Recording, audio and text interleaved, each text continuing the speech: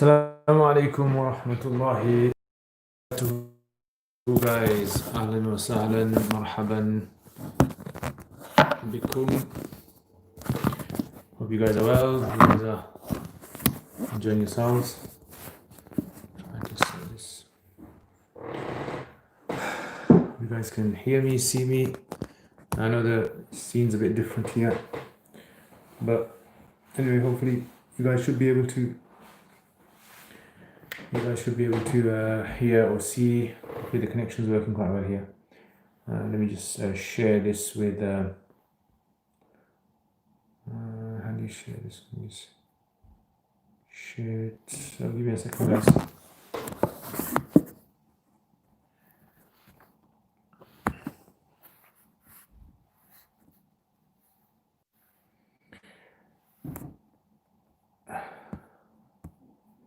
Is it any better now?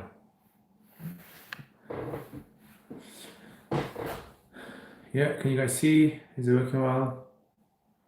So yeah, ahlan wa sahlan guys, marhaban, welcome.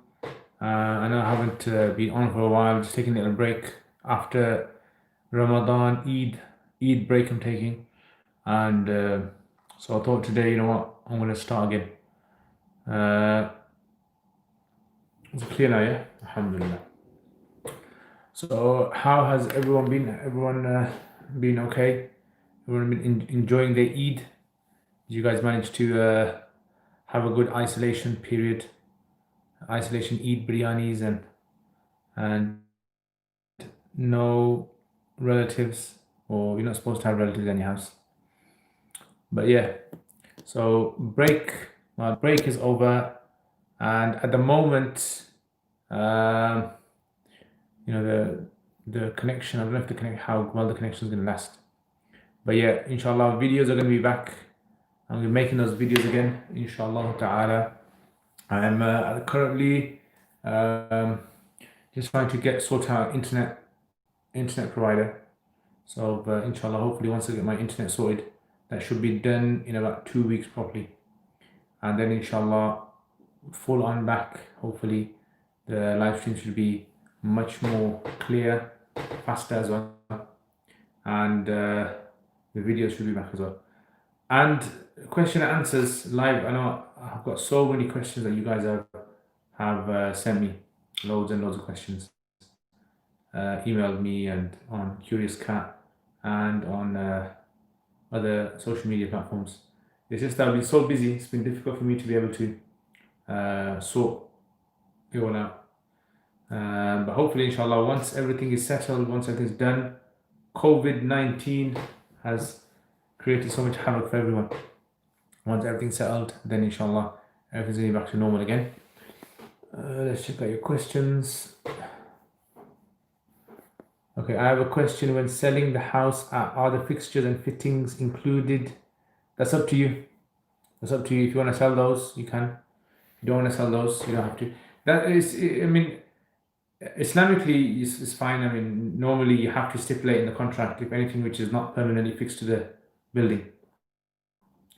You have to stipulate that. But something which is generally firmly fixed, you kind of look at the general convention in the society, what the society sort of says. So if the society normally says that the radiators and the doors and the windows are supposed to be part of the house, then you consider them part of the house.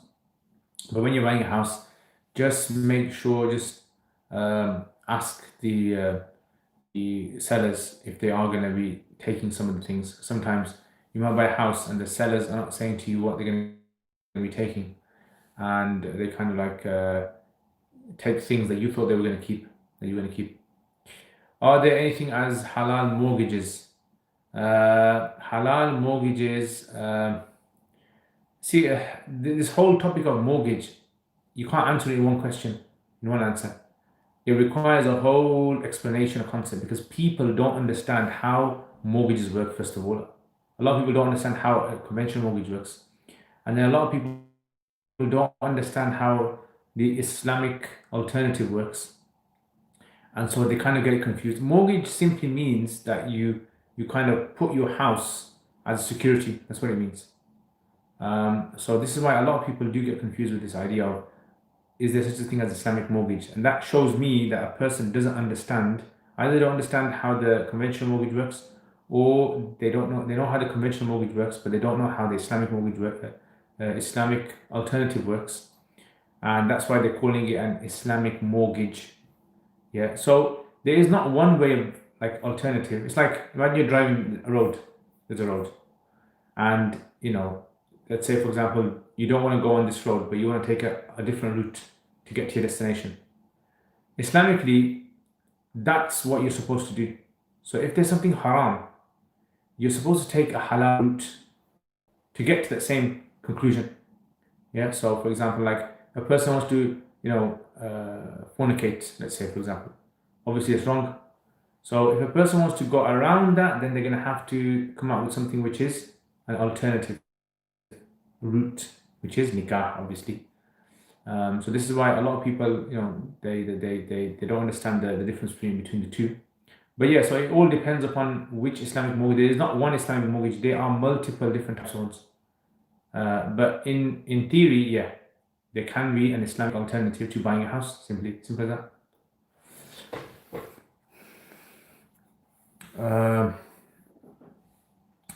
I need advice. English is my second language. Sometimes I'm struggling with my Alima course. I'm in first year. Should I carry on? I'm confused.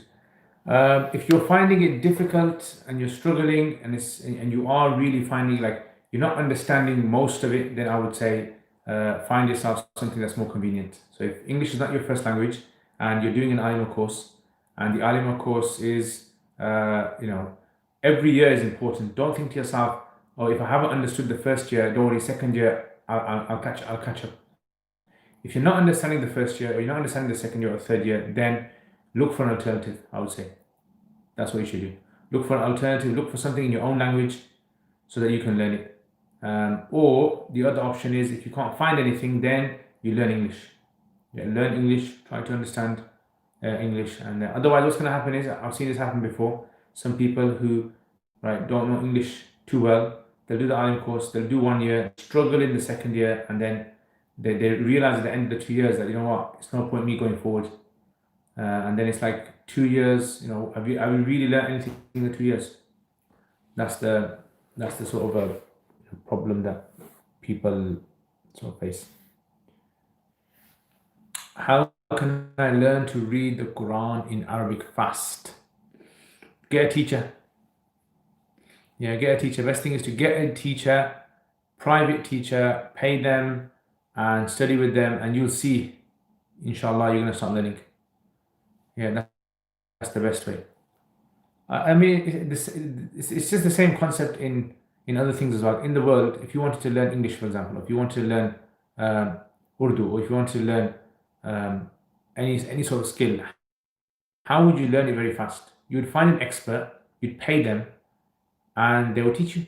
Simple as that. Yeah. Now, if a person has learning difficulties, that's something which is obviously separate matter. But in itself, a person should try and make the effort of trying to find a teacher, learn with them. And there are lots and lots of people out there. I mean, if a person doesn't have enough money, right, you can find people out there who are willing to teach for free. Some people. Only problem with people who teach for free is unless they're very, very, very committed, unless they're really committed, right? That's a separate thing.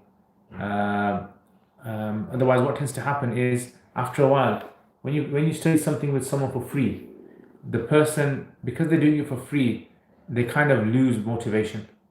Yeah. And then it's like after maybe like a month or so, or 2 months or 3 months, maybe they'll stop teaching. And I've seen it happen so many times.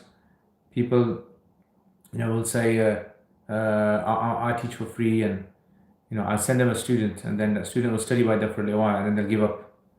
And then unfortunately, that's what happens. So that's why I say, look for someone, even if you have to pay them, that's fine. Wa alaikum assalam, Tirati, ahlan wa sahlan, marhaban, welcome. How is Malaysia? How's the weather over there?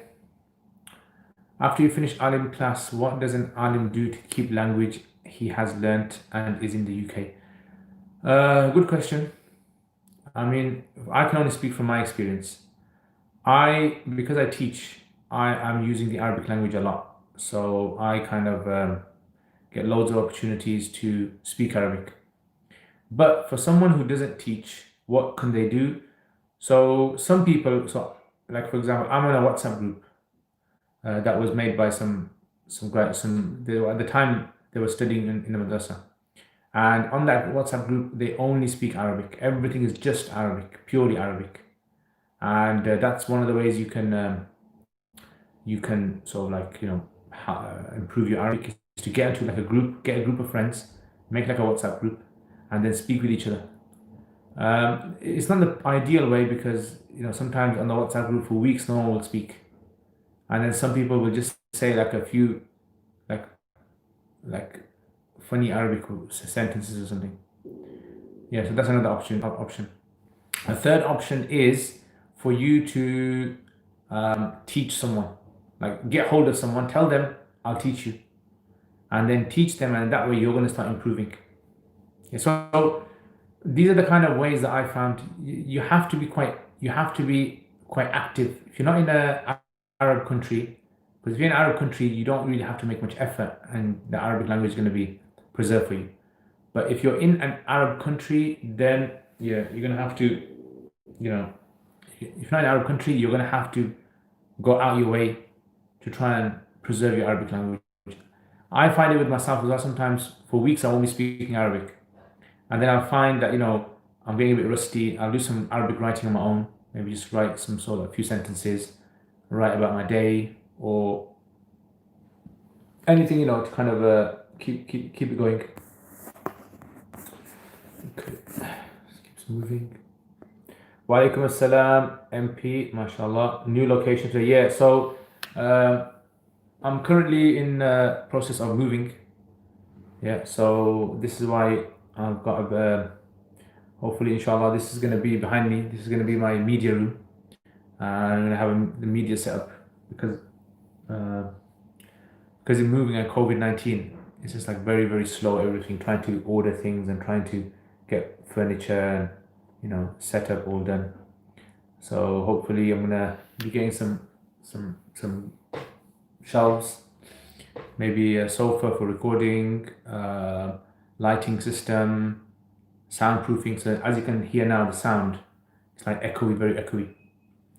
But hopefully inshallah once that's done, then in terms of divorce in Islam, which is the most closer to the Sunnah, 3 talaq, was one which is the view of Ibn Taymiyyah or the view of 4 schools of thought. Asking in light of a friend who uttered the statement 3 times in a pressure situation but now regrets his action. Yeah, so the position of the majority of the scholars, I would stick to that. Because it's majority of scholars on one side and Ibn Taymiyyah on one side, yeah, obviously that logically makes sense to stick with the majority.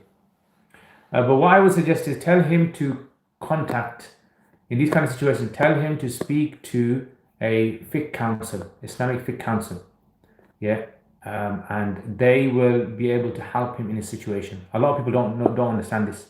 What they think is like a general rule applies to everyone. That's not always the case. Sometimes you go to a fiqh council, you tell them the whole case, they'll look into the case and they'll be able to give an answer which is more precise. So I would suggest for your friend, go and speak to a fiqh council.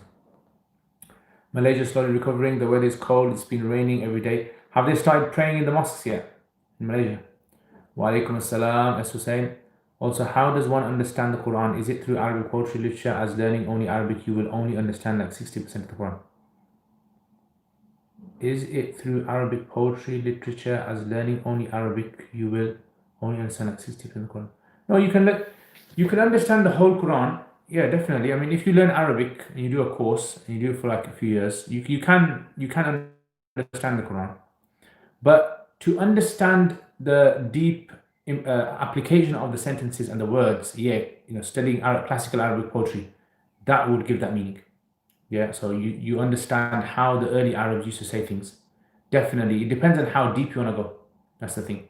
If you just want to understand the gist of what the ayah is saying, yeah, learning Arabic, definitely you can achieve that. You don't even have to learn Arabic. You can read the translation. Assalamu alaikum, Adil. if you need help moving, let me know. Yes, Jazakallah khair, Jazakallah khair. I will let you know, bro. I will let you know, inshallah.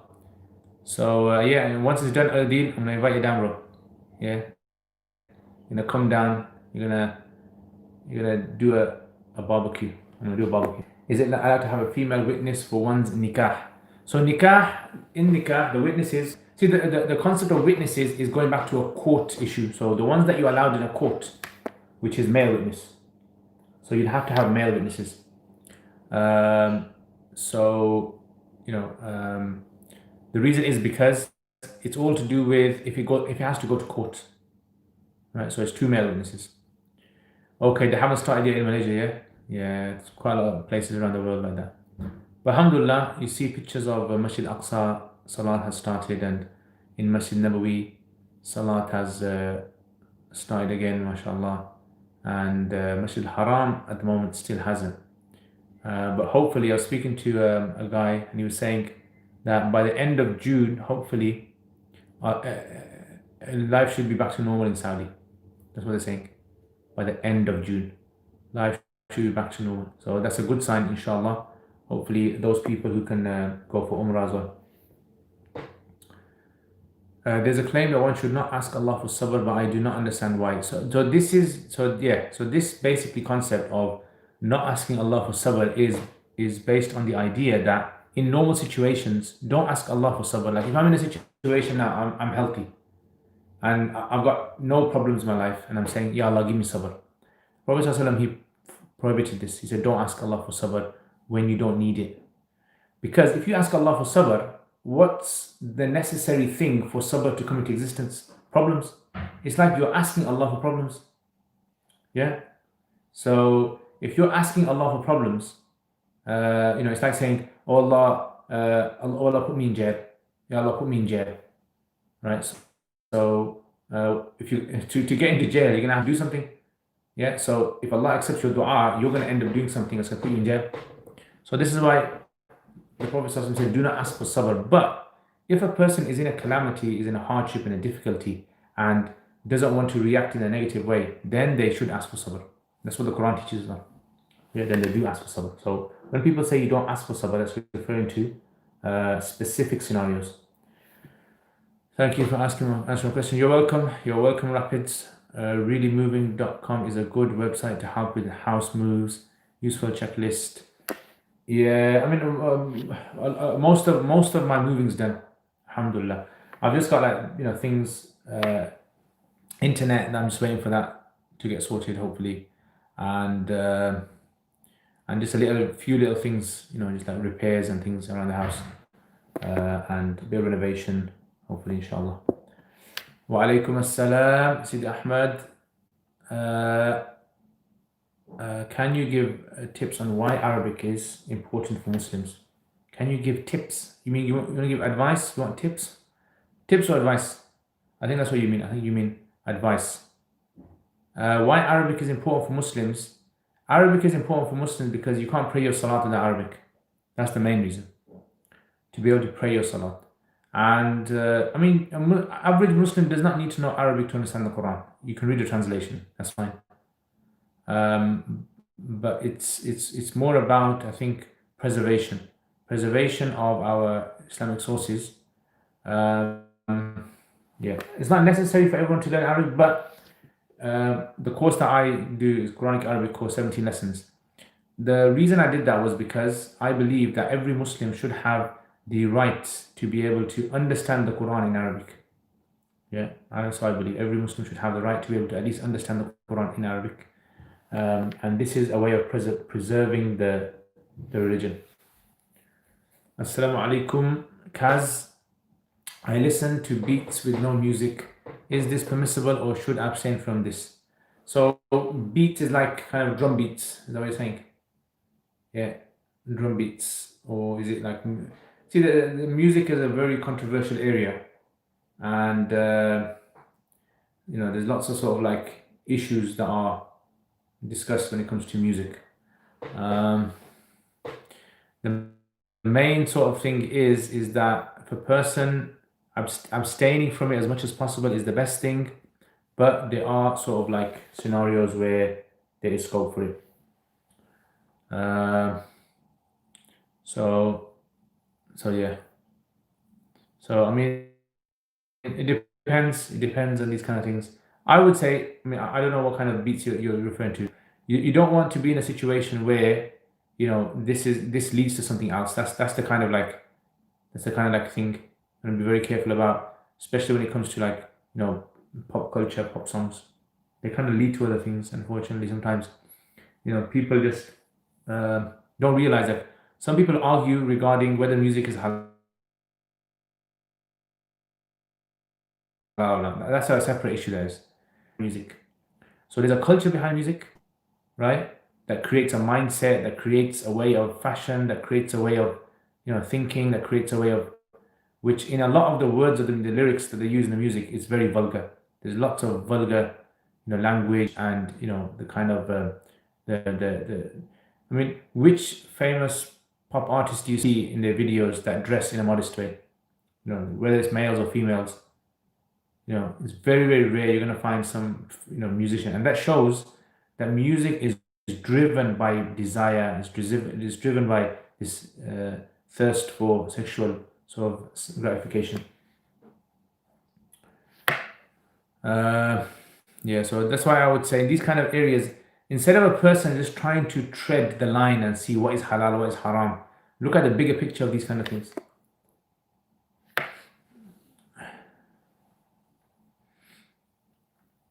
Yeah, so that's that, man. So anyway, so it's a nice sunny day today. Well, it's sunny. It's a bit sunny. It's a bit windy. It's extremely windy at the moment. And speak Urdu for 1 minute. Say anything. मुझे उर्दू आती है. मैंने 9 साल गुजारा है पाकिस्तान में, कराची में. और 1 मिनट के लिए उर्दू बोलना आसान काम नहीं है, काफ़ी मुश्किल है.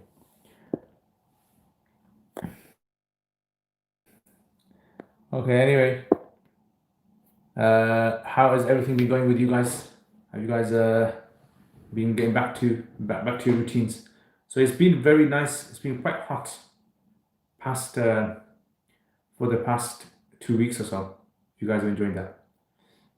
It was raining a lot here. Yeah, so it was raining quite a lot. The past 2 days it's been raining really badly. Yeah, and I haven't been able to do gardening. So I've been planning to do some gardening, getting rid of some weeds and stuff. So like, is it permissible? Student loan permissible? So again, it all depends upon why the student loan is needed. If the student loan is needed because a person has no other way of collecting that money, right, then there may be permissibility for it. There may be scope.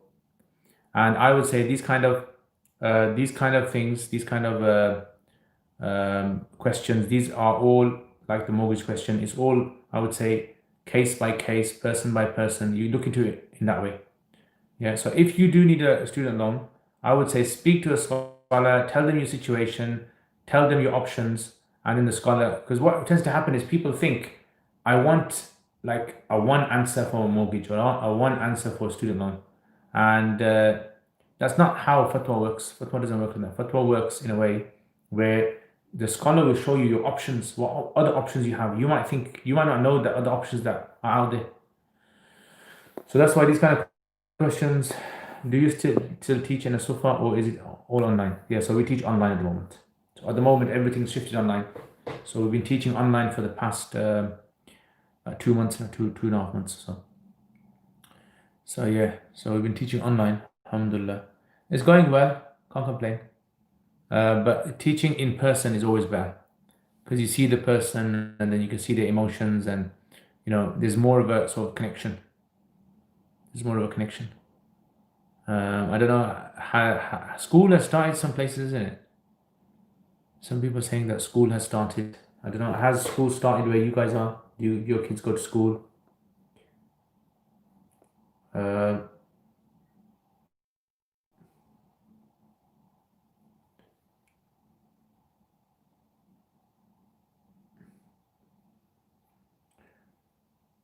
Yeah, Allah. Okay, so hopefully, see what Boris Johnson has to say about. When was he saying? Was he saying the 15th of June? Is the next review on the 15th of June? When is he saying?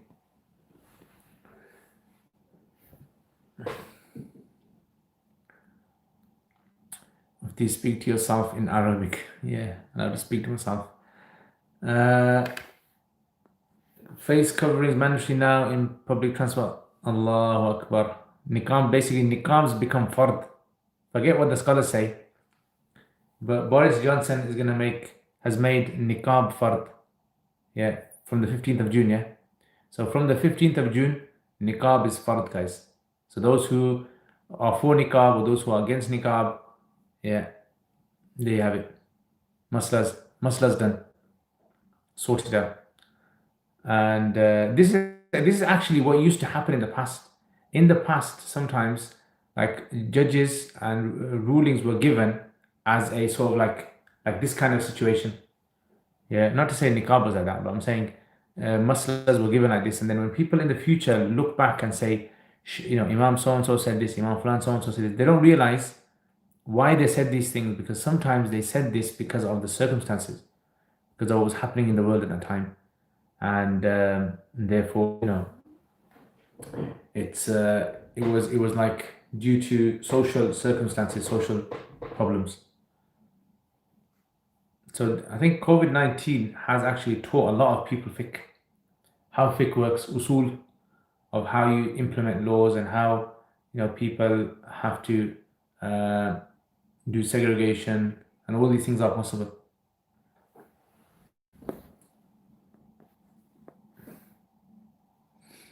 Yeah. Yeah, Allah. Anyway, Jazakallah khair, guys. I think I'm gonna finish it there. So hopefully I'm gonna try to do a live stream tomorrow, and it's gonna go back to the usual time. It's gonna be at night time, in the evening, about 9ish or so. So hopefully, Maghrib. Yeah, we've got Maghrib at 9:30, haven't we? Yeah, so might be after Maghrib then. So most likely after Maghrib. It's gonna be from tomorrow Q&A. Hopefully, inshallah. And yeah, and then the 40 hadith lessons, inshallah, I am gonna continue that definitely. So that's gonna continue hopefully, and also the other. I mean, today I was supposed to do guns. Yesterday I was supposed to do kuduri, but I just didn't get a chance to do that. But hopefully, inshallah, for next week that should be. So anyway, anybody else got anything to say? Anything interesting you guys wanna share? Yeah, how your Ramadan went, or what experiences you had in Ramadan? Thing upside down in USA, crazy here, COVID-19 politically and culturally. Yeah, we've been watching the news. Usually it's like the US is sending troops to different countries to do damage, and this time the US government is sending troops to do damage in the country. So may Allah protect all of you guys. May Allah, preserve your rights, and help the different communities there as well. It's sad to see so much hatred and racism and problems that occur in the first world.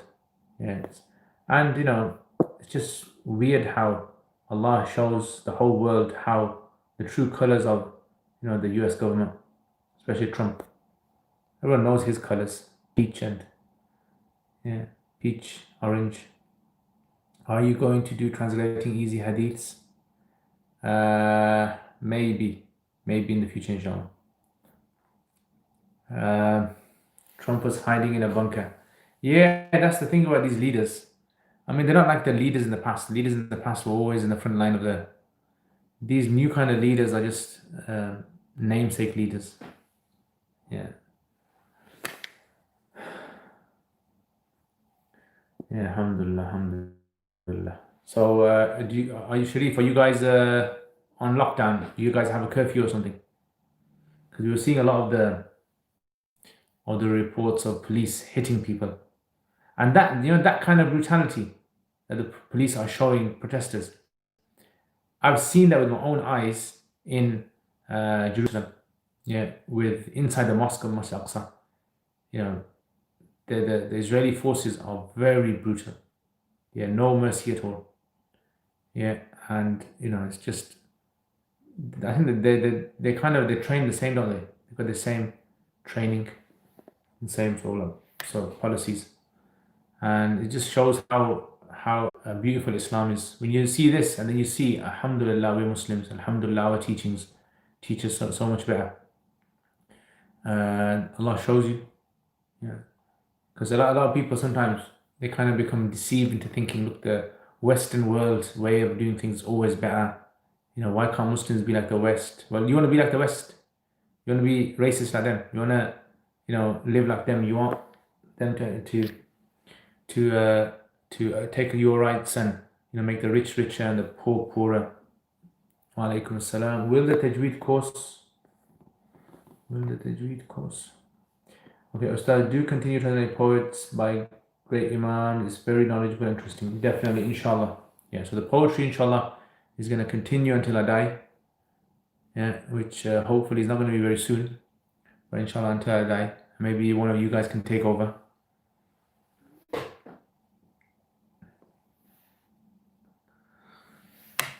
Yeah, so it's very sad to see, how things are panning out with COVID and with the Pakistan plane crash as well.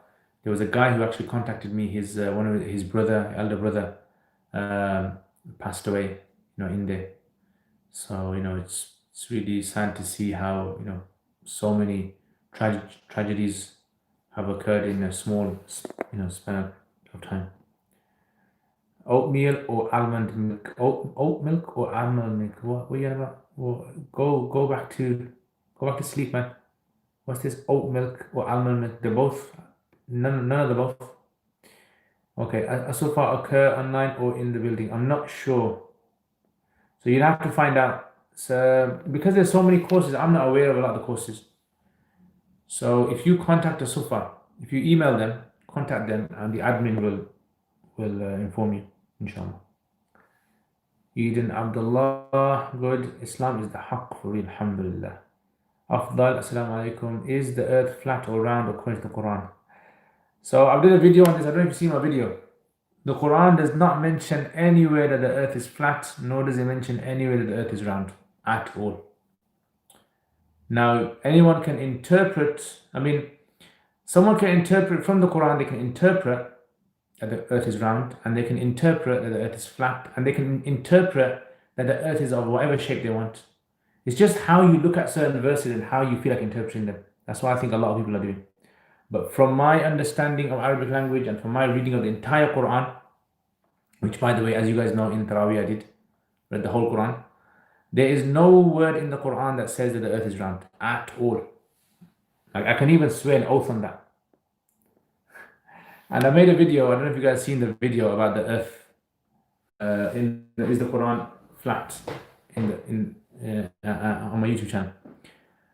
And lots of people have gone crazy on that. It's like you read the comments. Sometimes I just like flick through the comments, just if I'm feeling a bit bored. Yeah, just to kind of cheer myself up. And you get some people who are adamant the earth is round, and there's some people who are adamant the earth is flat. From the Quran, obviously, I'm talking about. So it's like, it's just sad that people who don't know Arabic, especially people who don't know Arabic, they're speaking about this. It's like, come on, man, at least learn Arabic and then speak about this. They're all like kind of like from translations. A lot of the stuff they're taking is from translation, and that's the crazy thing. It's like, Anyway, please answer. What is the general ruling of the one who does not rule by the Sharia? Is he a major sinner, or is he apostate, or is he a minor sinner? Allahu A'lam. I keep finding answers by Salafis and Wahhabis. Maybe because that's the kind of things they do. See, the thing about Salafis and Wahhabis, whatever you want to call certain groups of people, right? I don't like calling anyone by derogatory names. But the thing about certain organized groups is that they're very, very, very focused on trying to find out if someone's a kafir, if someone's an innovator, if someone's... I don't know why people... Sahaba, you don't find that. Like in the life of the Sahaba, we don't find the Sahaba going around trying to find whether someone's a kafir or not. Yeah, this kind of like mentality of, look, I need to spend my life in trying to find out if my parents are kafirs, if my parents are big major sinners, minor sinners. I personally think this is an illness of the heart. Yeah, where you want to go around and you want to sort of, establish the negative. Yeah. Now, whether applying the Sharia, what does it mean applying the Sharia exactly? What does that mean? Does it mean at a government level? Does it mean a person level? Does it mean a person rejects something categorical in the Sharia? Does it mean they can reject something which is ikhtilafi? Is the ijtihad? This is like a big topic. If someone was to talk about this topic and they spent 2 or 3 hours talking about it, that would probably even be less. So to ask me the question, Brother Hassan, that is it a kafir? I think that's doing injustice to the question itself. Yeah, because if scholars haven't still having debates about certain issues in fiqh until today, then clearly these kind of questions require lots of discussion, lots of issues need to be fleshed out. Okay, Afdal, well, what's your personal belief with this regarding the earth? I mean, I think it's round. I don't have to have a belief. Like when we say belief, we only have to believe in something which Allah has revealed. Yeah, as a Muslim, we only have to believe in what Allah has revealed. Everything else doesn't fall under belief. It just falls under perspective. Like for example, if I don't believe there's any trees on earth, I'm not a kafir. If I don't believe that the sky is not on top of us, I'm not a kafir. Because this has got nothing to do with revelation. So when we say belief as in mu'min, iman, that's got to do with ghaib, unseen. You're told something which is from the unseen. So I believe in the entire Quran, right? In the entire Quran, I believe in it. So I believe, a person believes in the entire Quran and what the Prophet ﷺ came with, they're mu'min. But if a person says, is the sun out today? And you say, I don't believe the sun's out today. Will you be a kafir? If someone says, I don't believe there's a sun in the universe, will they be a kafir? Not necessarily, because that's got nothing to do with belief. It's perspective. So I think people need to differentiate between perspective and belief. Yeah, two different things. Your Quran is Jazakallah khair, flat when we walk on it, roundish, the pictures. Well, what if it's not flat? What if it's curved? What if it's, will there be a live question and answer this Saturday? So yeah, as I mentioned, hopefully there should be. It's going to be back to normal time, pre-Ramadan time, which is about 9:30 after Maghrib, inshallah. Is there any books in the Hanafi madhab you could direct me to know this? Yes, you can read Badayu Sanai, which is a good book. You can read mostly in the usul books you'll find. So Badayu Sanai, Bahr al-Ra'iq, Radd al-Muhtar. Yeah, these are 3. And then I would suggest reading the books of usul on this issue. Yeah, so usul, for example, like Usul al-Jassas. Yeah, Usul fil-Usul by Jassas, and Usul al-Sarakhsi, and At-Tahrir by Ibn Humam. These are 3 usul books that would definitely explain this. Jazakallah khair, you're welcome, Afdal. Can one pay zakat on behalf of a deceased person when the deceased never wrote? No, they can't. It won't be counted as zakat, it will just be counted as a voluntary act of goodwill. But in the Quran, doesn't Allah talk about the sun and the moon? Yeah, so if you're rejecting the Quran said it. So if someone says, I don't believe the Quran says the sun, then you're a kafir, because you're rejecting something categorical. But if you're saying outside in the world, I don't believe there's a sun, yeah, you won't be a kafir. That you created the sun and the moon. So if they say that the sun doesn't exist, then they would be denying that Allah created. No, they're not denying Allah created it. If they deny that Allah created it, that's a kafir. Okay, what is the ruling on a person who believes Ali is more afdal than Abu Bakr? Is he still part of Ahlul Sunnah wal Jama'ah? Yeah, this is a tricky one. There's a difference of opinion, but majority say that he would be counted as deviant. But there's a difference of opinion in it. Would DNA evidence be a factor in an Islamic criminal case? Depends what kind of case. Depends. Isn't belief in the sun obligatory since it mentions no belief? Oh wait, what am I saying to you guys? I'm saying to you guys, if a person rejects what's in the Quran, like if a person rejects that Allah has, this is why I don't like discussing Aqidah issues on live stream, because I know people will never be able to fully grasp them. They won't be able to understand. And a lot of people, I know a lot of viewers who watch live streams, they haven't studied Aqidah at a very thorough level. So when people ask me to talk about Ilm al-Kalam, talk about this, I prefer not to talk about it on live stream. I'd rather teach it to students because it's a controlled environment, people understand what's happening. And these kind of issues, it just kind of, like you just look at the flat earth video I made and how people went crazy. Yeah, like some of them called me deviant and this and that for making it, and some people were angry at the voice I used, and some people. So people seem, I think a lot of, to be honest, I think a lot of people are taking their information from clips and from online sort of like, videos here and there or articles, and they're just like making their own version of how a person becomes a kafir. Right now, if you have studied 3 or 4 books, classical books from expert scholars, right, then I understand. Then I would say, okay, then you got something to talk about. But if you haven't, then I wouldn't really kind of like, I don't want to use the kind of, sorry, derogatory words, but I wouldn't like to entertain people on this. Since Abu Hurairah didn't believe in seeing Allah, isn't he technically a mubtadi'? Yeah, kind of, yeah. Murder cases, possibly using it as supporting evidence. So as supporting evidence, but you wouldn't be able to establish hudud with it.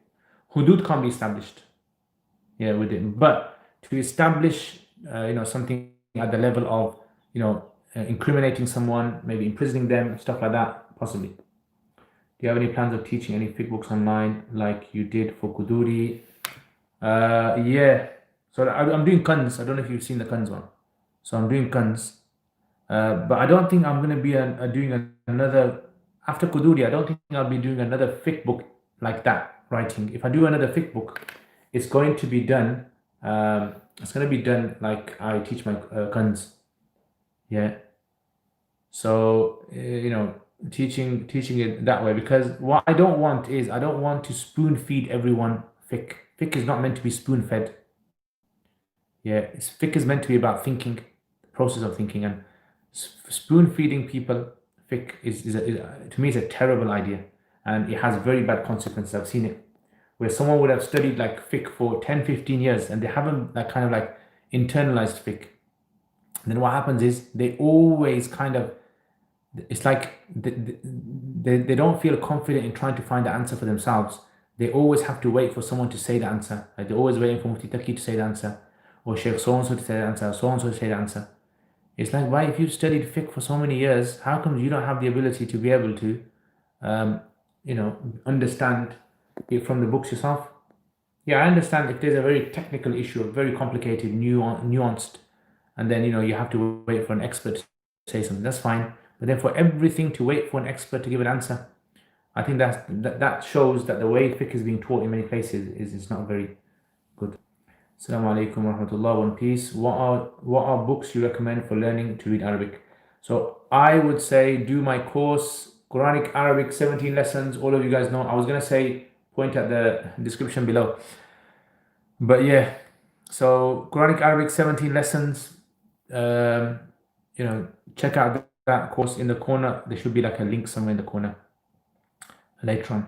And it's 17 lessons, it's £50 course. And lots of people, alhamdulillah, have done the course now, and so many people have benefited. We've got students that are Harvard graduates. We've got students that are, still in school. Yeah, young kids. We've got all students, alhamdulillah. And I would say 90% of them have benefited and have really enjoyed it. So yeah, I would say do that first. A guy here was in prison for 30 years, just freed due to DNA proof. Yeah, and the problem with the DNA proof is it can be falsified. And I've spoken to some people as well, and it's not 100% evidence as well, DNA. It's like just because they found his DNA near the crime scene, some people get, sentenced. Yeah. And that's the dhulm. What is your opinion of Durud Taj? Many scholars recommend it. I don't know. I've seen it, but I can't remember what it is. So if you can send me an image of it or something, or a link to something, I can have a look at it or something. Is manut not man'ut not same as mawsuf sifa? Yes, same thing. Generally, the books mention na'at man'ut. I came across some fatwa by Deobandi scholars on the Taliban in the past. They were pro-Taliban and the jihad was fard ain on locals when the Muslims' land is invaded. What are your thoughts? I don't know. I mean, I don't have to have thoughts on what someone says. I would have to read their fatwa. I would have to see the situation. If someone says to you, what are your thoughts on Boko Haram? What are your thoughts on IRA? What are your thoughts on this? What are your thoughts? Someone having thoughts on something without having researched it, I think that is the most ignorant sort of like approach. Yeah, and this is why I believe scholars should not be answering everyone's questions. Scholars should only answer those questions which they have thoroughly researched themselves. Yeah, so this is my view, because if scholars answer every single question, they are answering questions in a vacuum. They don't know exactly what's happening. They don't know what was written in the fatwa. They don't know the situation of Taliban. Taliban are now they're not considered to be a criminal organization. They're not terrorists anymore. And it's like, but previously for 20 years they were terrorists, and before that they were a legitimate democracy. A government that was voted in by the public, and so it's like there's so many factors to take into consideration. So I don't know, honestly, I don't know. Is Tawiz allowed in Islam? Many from Belu sect allow it, but majority say no. What do you think? Yeah, Taweez simply means is to kind of sort of like seek Allah's protection. So if you're seeking Allah's protection, it's fine. If you're doing it with verses of the Quran, it's fine. Can you tie something to your body? Some Sahaba did it. Yeah, it all depends. There are conditions. Like Imam Ibn Hajar, rahimahullah, famous commentator on Hadith Sahih Bukhari, he allows it. Salam Sheikh, what is the ruling of men covering their faces during Salah? According to Hanafi, it's allowed. Am I blocked? I don't know. Okay, that makes sense. Thank you. You're welcome. There's an authentic hadith in Tirmidhi that Abdullah bin Umar put taweez on kid. Are the leaders you don't Sharia ku'ayfur? That's what you're saying, bro. Even Ibn Taymiyyah allowed taweez. Your Facebook post, backyard looks like a nice place for a garden musalla. Yeah, definitely. Yeah, so I moved into a new house, Sharif. So inshallah, when you come down to UK, yeah, bro, when COVID-19 and what the government's doing over there, when that all finishes and come down, inshallah, do a barbecue for you, bro. Is it possible today to know Arabic like the companions did? To know it like the companions, exactly, I would say no. That's like saying, is it possible to know English like it was exactly spoken 1,000 years ago? No, you wouldn't be able to exactly. But you would be able to, I would say 99%, you'd be able to know. 99%. Or close to that. But to know it exactly would be difficult, because when you're learning a language, there are so many things that influence a language. The food they eat, the weather that they live in, the type of clothing that they have, the businesses that they have. So there are so many like kind of like issues that you have to think about. Even like colors, for example, in Arabic colors, like when you say, for example, the word ahmar, red, what color comes to your mind? But if you go back to Arab, what they called ahmar, sometimes they called ahmar like a very dark brown, they call it red. Yeah. And so even like certain colors that the Arabs used to say, not just Arabic, in a lot of languages, they change over time because of language evolution. Yeah. So with languages evolving, these are all things that have to be taken into consideration.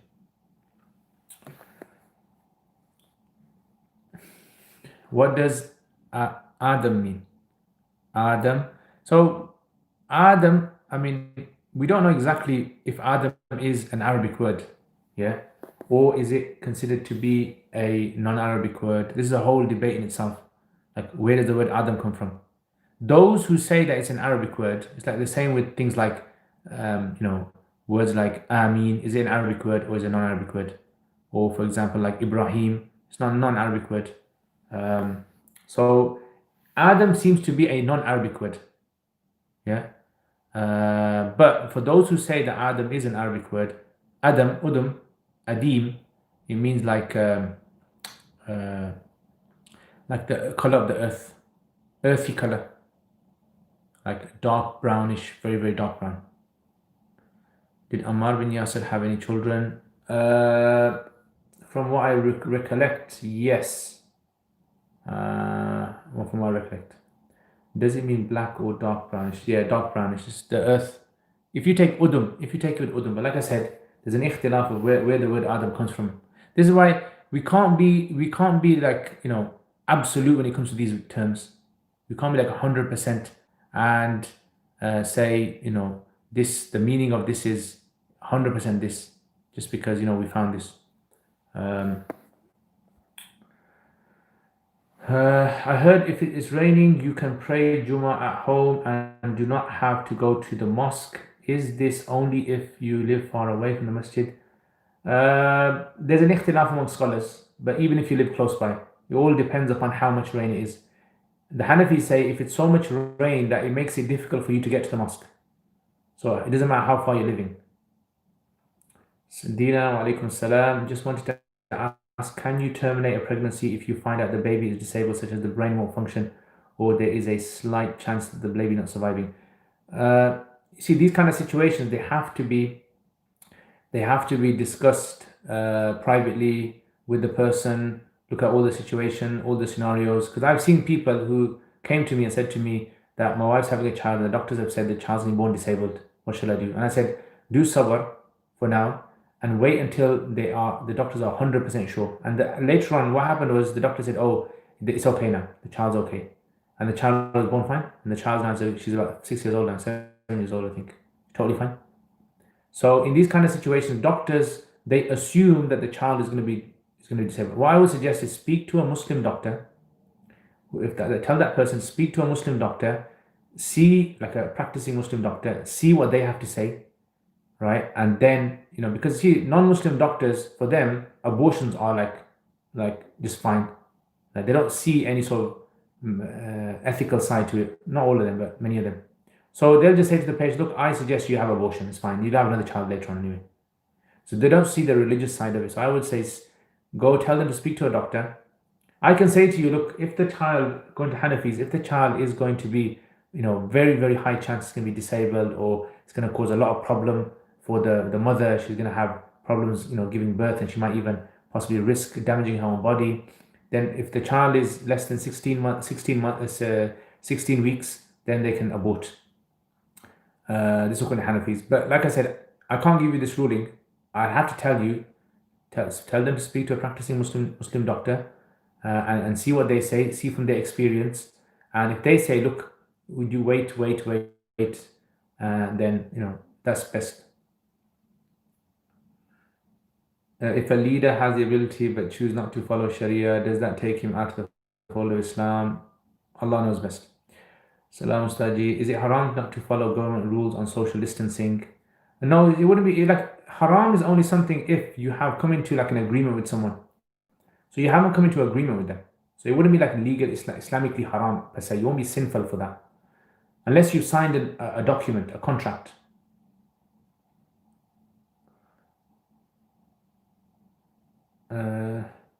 I'll post some fatwa by the ulama in the comments of this video that I can post here. Okay, why are Hanafis traditionally Maturidi? I think it's because, like that part of the world, Transoxania, that was influenced a lot by the teachings of Abu Mansur al-Maturidi. So Abu Mansur al-Maturidi was in that part of the world, like, the eastern part of Persia, Iran, Afghanistan, all these places. That's why the teachings of Abu Mansur al-Maturidi, they kind of spread easily over there. So it just seems to be like a coincidence. There doesn't seem to be a link between Hanafi fiqh and between Maturidi Aqidah. There doesn't seem to be like a link. It's just, to me, it just seems as though it's very coincidental. Wallahu alam. Did Abu Bakr only have one wife in his wife? The one that let him pull the nails from the wall was Ajib. Did Abu Bakr only have one wife in his wife? I'm not sure. I don't understand that. Oh, only have one wife in his life. No. He had multiple wives. Yeah. Is it okay for a guy to wear earrings? How do we know if it comes under imitating women? Some people. Yeah, this is a strange topic regarding jewelry and these kind of things. So yeah, I don't know. Wallah alam. And these kind of things require, I think these kind of questions require group sort of fatwa. Like a group of scholars discuss this and look at how society has changed. What do you think of Pakistan-Bangladesh war? What do you mean, what do I think? I wasn't even born then. Yeah. I mean, if you say to me, okay, what do you think about Firaun? What do you think about Hitler? What do you think about Trump? What do you think? I mean, why does anyone have to think about someone? Like, why do we have to have a view about? So I don't have any view. I respect Pakistanis. I respect Bangladeshis. They're Muslims. Or a lot of them are. And yeah, I don't see why I have to take sides with anyone.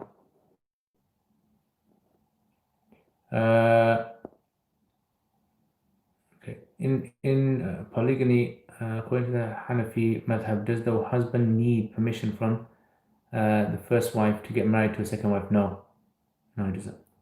Is it necessary to start fasting the Shawwal Roza after Eid, or can one start anytime in the month?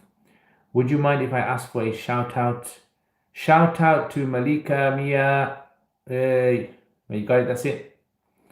Nasir Sumbal, please keep uploading. Learn Quran. I helped my child by your 25 lessons online. Please upload. Inshallah. A lot of people have contacted me about that, so I'm very strongly inclined towards starting that again, inshallah. Yeah, definitely, inshallah ta'ala. Alright guys, so Jazakumullah khair. Thank you very much for attending. Hopefully, inshallah, I'll try to do a live stream question and answers tomorrow, which is going to be at about 9:30ish. Yeah, by 9:30 UK time. Hopefully, I'm saying hopefully, like I'm 90% sure that I'll be able to do it, just in case something pops up. But yeah, so Jazakallah khair. Enjoy the weather. Enjoy the last few maybe weeks we have lockdown, and then we have to go back to life. You didn't answer my Rosa question. I did answer it, brother. I said yes, you can. Why do you have to read Quran in order as it's not in order? No, you don't have. I mean, no, I don't understand what you're saying. You mean in Salat? Is that what you're saying? In Salat, or love your podcast. Jazakallah khair, Yasin. Guys, check out Yasin's YouTube channel. Yeah, Yasin teaches Arabic online, and benefit from this guy, man.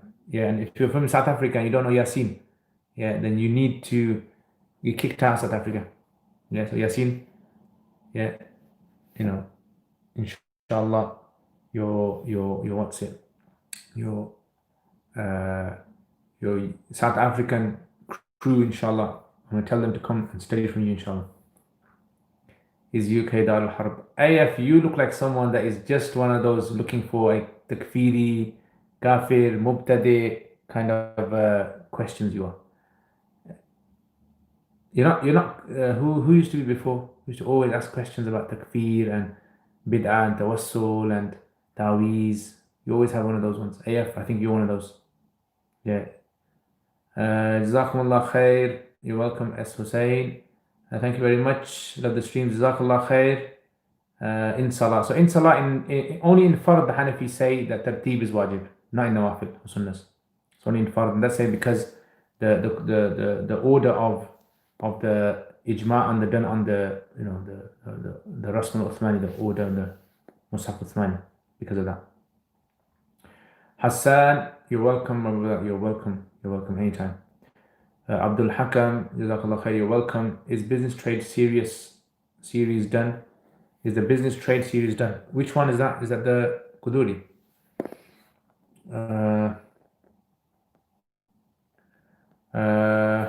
Kuduri one, I haven't finished it. I did do most of it. I don't think I finished it. Check out Islamic Discord also, by the way. Islamic Discord, yeah. Okay, inshallah, if I get time. I can't promise anything, guys. Yeah, because I have a whole load of things on my own to do. But Jazakallah khair for recommending it. Barakallah feek. Take care, inshallah. Remember your du'as. Assalamu alaikum wa rahmatullahi wa barakatuh.